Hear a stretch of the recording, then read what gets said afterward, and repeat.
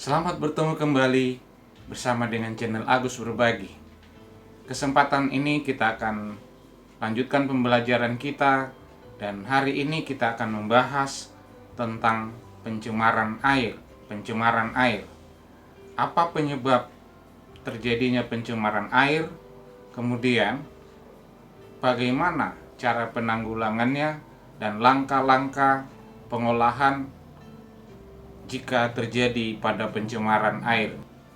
Mari kita sama-sama membahas tentang pencemaran air. Pencemaran air. Kali ini kita akan menguraikan apa saja yang bisa mencemarkan air, bagaimana standar air yang memenuhi kesehatan atau yang belum tercemar, dan bagaimana standar air yang sudah tercemar. Kemudian bagaimana cara penanggulangan sumber-sumber pencemaran yang menyebabkan terjadinya pencemaran air. Baik, kita lihat. Yang pertama, bahwa syarat air yang dapat dimanfaatkan manusia berdasarkan standar minimal yang bisa dikonsumsi, maka yang paling nampak yang bisa kita lihat adalah air itu jika tidak berwarna, dalam hal ini ada biasa disebut bening, tidak berbau, dan tidak berasa. Rasanya tidak ada. Nah, ini standar minimal yang harus dipenuhi, dan ini bisa dites sendiri. Minimal kita bisa melihat warnanya, kita bisa mencium baunya. Ini standar yang harus dipenuhi air yang atau tanda-tanda air yang belum tercemar.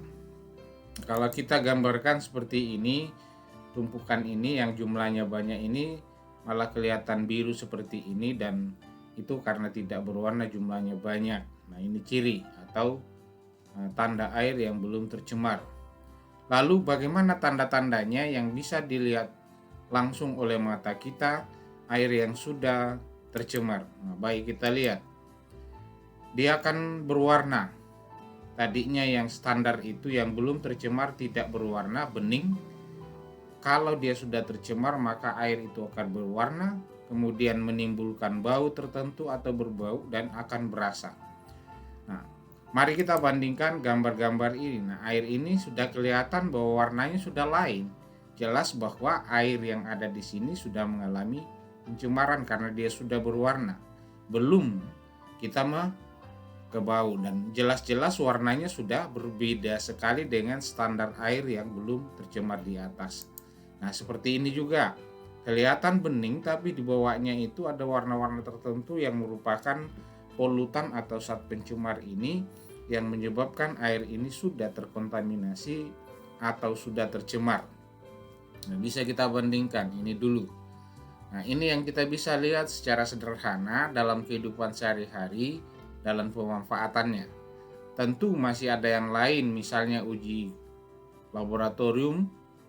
Dalam hal ini kita periksa apakah ini air ini tidak terkontaminasi oleh mikroorganisme tertentu, itu lain. Tetapi secara langsung bisa kita lihat kalau tidak berwarna, kemudian tidak berbau dan tidak berasa, berarti standar itu masih dipenuhi bahwa belum tercemar. Nah, selanjutnya yang kita akan lihat, pada pertemuan yang lalu kita sudah menyebutkan apa itu polusi atau pencemaran. Berdasarkan Undang-Undang Republik Indonesia sudah dibataskan, dan zat yang menyebabkan terjadinya pencemaran pada lingkungan hidup yang dapat mengganggu kelangsungan hidup makhluk hidup itu biasa disebut dengan polutan. Istilah ini sering dikacaukan antara polusi, ya. Polusi itu sama dengan pencemaran. Zat yang menyebabkan terjadinya polusi dalam lingkungan itu, pada lingkungan itu disebut polutan. Nah, polutan ini dapat berupa zat. Ada yang dalam bentuk kimia, debu, suara, radiasi, dan panas. Nah, bentuknya seperti ini, yang bisa menjadi polutan, zat yang bisa menjadi pencemar pada lingkungan. Bisa dalam bentuk kimia, debu berarti dalam bentuk fisik, suara juga. Kemudian radiasi, ini dalam bentuk pancaran, dan panas juga. Akhir-akhir ini suhu bumi semakin panas, karena itu merupakan salah satu penyebab tercemarnya lingkungan adalah panas. Nah, faktor penyebab pencemaran air itu bisa dikelompokkan dalam 3 kelompok besar. Ada yang berasal dari limbah industri, limbah rumah tangga, dan limbah pertanian. Semua sisa-sisa, apakah itu dalam industri, rumah tangga, pertanian yang tidak digunakan kemudian dibuang ke lingkungan, itu namanya limbah. Saya kasih contoh praktis dari rumah tangga. Kulit buah misalnya yang dikumpulkan di dalam rumah tangga, ketika dibuang ke lingkungan, maka itu merupakan salah satu limbah rumah tangga. Dan 3 faktor ini yang berkontribusi banyak dalam pencemaran air: limbah industri, limbah rumah tangga, dan limbah pertanian. Nah, masuknya limbah ini, zat-zat tertentu ke dalam perairan atau lingkungan air, tidak semuanya dapat menghambat makhluk hidup yang ada di dalam lingkungan air. Ada limbah-limbah tertentu yang bisa menyebabkan tumbuhan air atau makhluk hidup yang ada di dalam air itu, dalam hal ini lebih banyak diteliti sekarang ini adalah tumbuhan, itu dapat mengalami pertumbuhan. Misalnya masuknya fosfor ke dalam lingkungan air yang berasal dari ketiga limbah ini dibuang dan mengandung fosfor, maka itu akan menyebabkan perairan itu akan mengalami eutrofikasi, masuknya zat limbah ke dalam lingkungan air. Nah, ada zat yang masuk, fosfor misalnya, maka tumbuhan air, dalam hal ini alga, itu malah tumbuh dengan pesat, dengan tidak terkendali, karena mendapatkan limbah itu dalam bentuk fosfor yang digunakan untuk pertumbuhan. Nah, ketika tumbuh tidak terkendali, dalam biologi istilahnya itu adalah blooming alga. Nah, ketika alga ini tumbuh tidak terkendali, maka bisa menutupi seluruh permukaan air. Sehingga kalau permukaan air ditutupi oleh alga, maka pasti sinar matahari tidak akan menjangkau lapisan bawah perairan sehingga mengganggu kehidupan makhluk hidup yang ada di bawahnya. Nah, ini menjadi pencemaran karena ini tadi limbah ini, fosfor itu, limbah itu tidak sengaja dibuang ke lingkungan, menyebabkan tumbuhnya alga ini dengan tidak terkendali, dan proses tumbuhnya itu namanya eutrofikasi, menyebabkan permukaan air itu tertutupi sehingga jangkauan sinar matahari ke lapisan bawah air itu tidak bisa terjadi, menyebabkan makhluk hidup yang ada di bawahnya yang membutuhkan cahaya matahari itu akan terganggu, mati. Nah, ini salah satu pencemaran air yang dikhawatirkan sekarang ini karena buangan-buangan atau disebabkan oleh limbah-limbah, baik dari limbah industri maupun rumah tangga dan pertanian. Nah, yang kita perhatikan di sini, eutrofikasi itu apa? Masuknya zat tertentu, dalam hal ini yang banyak ditemukan adalah fosfor. Tumpukan itu menyebabkan tumbuhnya alga ini di dalam lingkungan air yang tidak terkendali, yang bisa menutupi permukaan air, menyebabkan cahaya matahari tidak bisa menjangkau semua lapisan permukaan air dari atas sampai ke bawah, sehingga makhluk hidup yang ada di bawahnya akan mengalami gangguan, bahkan menyebabkan kematian. Nah, bagaimana cara penanggulangannya? Cara penanggulangan ini pencemaran air bisa dilakukan dengan pengolahan air limbah. Semua industri-industri kecuali industri rumah tangga itu belum diwajibkan untuk membuat tempat pengolahan limbah. Tetapi pada industri-industri itu salah satu standar yang harus dipenuhi adalah harus ada kolam stabilisasi untuk mengolah limbah. Dan yang paling terkenal itu setiap industri A itu harus memenuhi IPAL, harus memiliki IPAL, instalasi pengolahan air limbah sebelum dibuang ke lingkungan.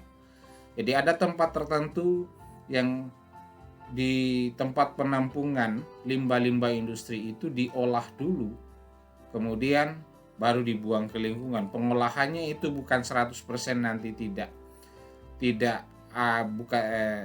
bersifat limbah, tapi ketika dibuang ke lingkungan, limbah itu mudah terurai di lingkungan sehingga tidak menyebabkan pencemaran lingkungan yang berkepanjangan, IPAL, instalasi pengolahan air limbah.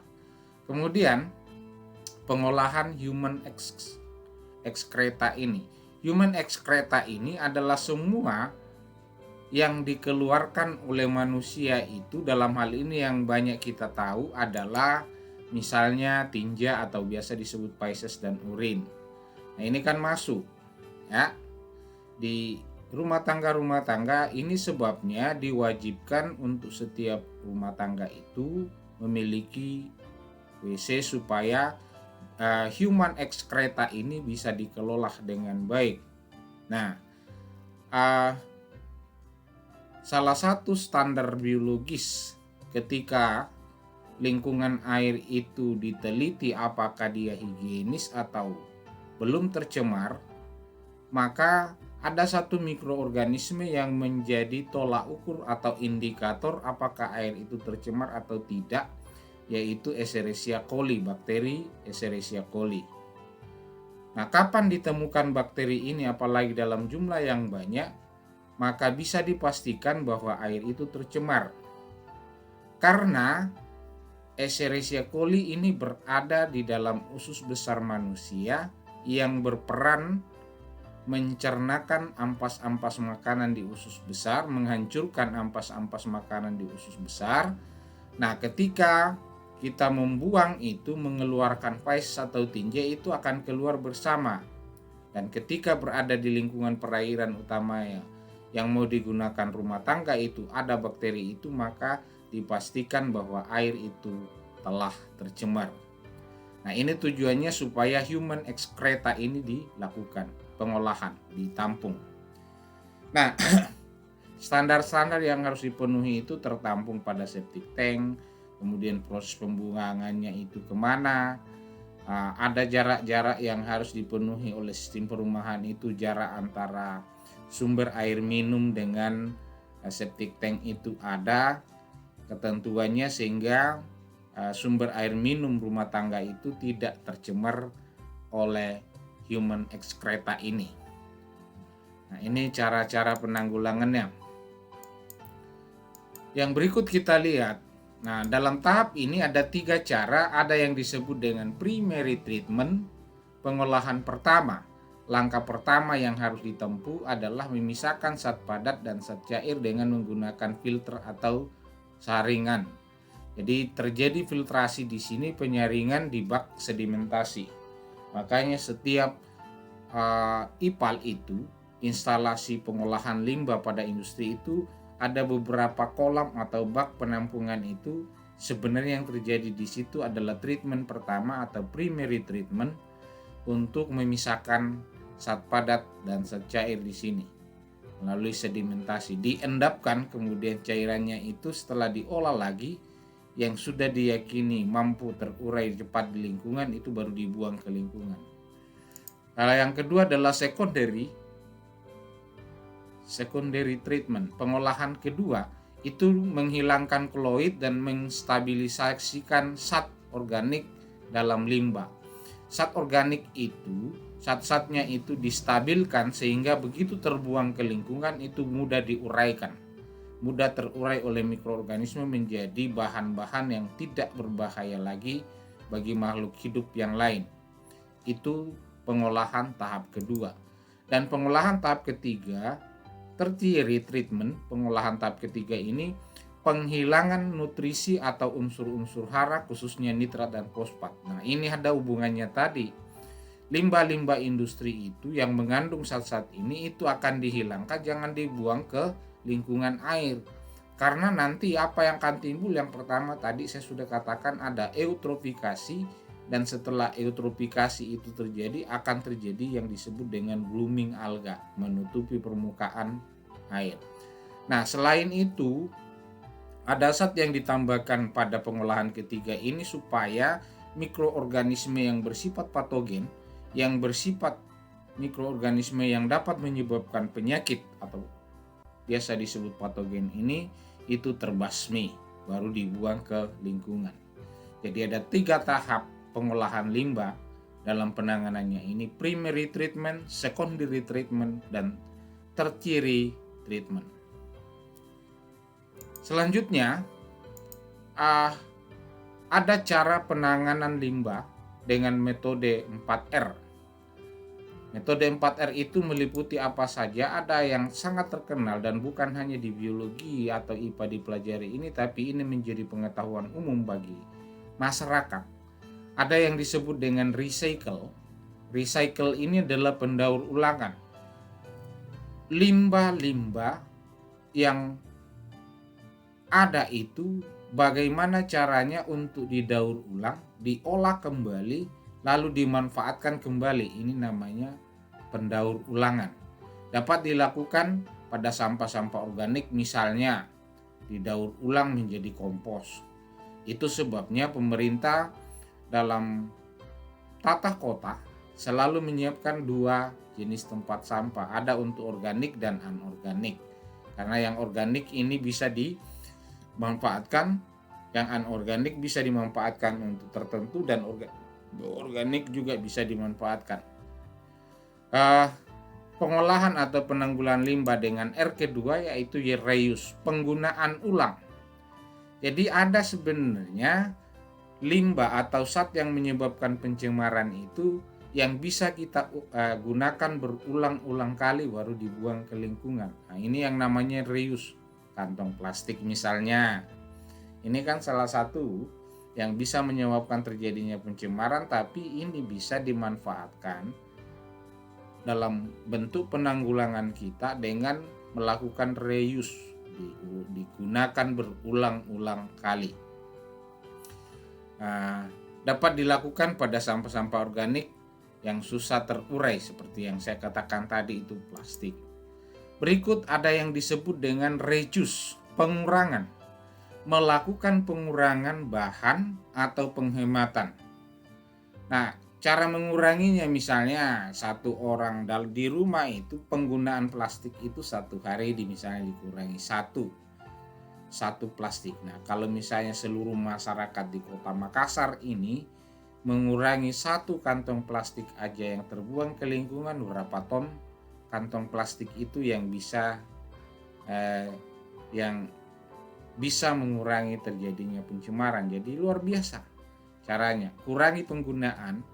Itu sebabnya juga pada toko-toko swalayan sekarang ini sering kalau kita membeli, kita akan ditanya ini diplastikin atau tidak. Apalagi kalau barang-barang kecil yang kita, tujuannya adalah ketika kita mengatakan diplastikin, sekarang ini plastik sudah harus dibayar. Ini salah satu contoh yang dilakukan untuk mengurangi penggunaan ini, maka plastik di swalayan itu sudah berbayar. Nah, ini yang diperhatikan, kurangi penggunaannya. Apakah itu kertas, plastik dalam berbentuk model yang ada di minuman, ada di pembungkus makanan dan sebagainya, itu bisa dikurangi. Nah, salah satu contoh praktis ketika kita mau jajan ya bawa tempat makanan ke tempat itu supaya tidak menggunakan plastik. Ini cara mengurangi yang sangat praktis. R yang keempat adalah repair, pemeliharaan. Termasuk dalam pemeliharaan ini adalah penempatan sampah pada tempatnya. Jangan sampai misalnya kita selesai memakan permen, di situ kita berdiri, di situ kita buang bungkusnya, atau di situ kita makan sesuatu yang memiliki bungkus, kita letakkan di situ. Nah, ini bukan refire namanya. Refire jika sampah itu kita letakkan atau limbah itu kita letakkan pada tempatnya yang sesuai. 4R, recycle, reuse, reduce dan refire. Demikianlah tadi pembahasan kita tentang pencemaran air. Bagaimana tanda-tanda air yang sudah tercemar dan bagaimana tanda-tanda air bersih yang belum tercemar, kemudian bagaimana cara penanggulangan pada pencemaran air dan apa penyebabnya, telah kita bahas bersama dengan lengkap. Sampai bertemu kembali bersama dengan channel Agus Berbagi pada kesempatan berikutnya.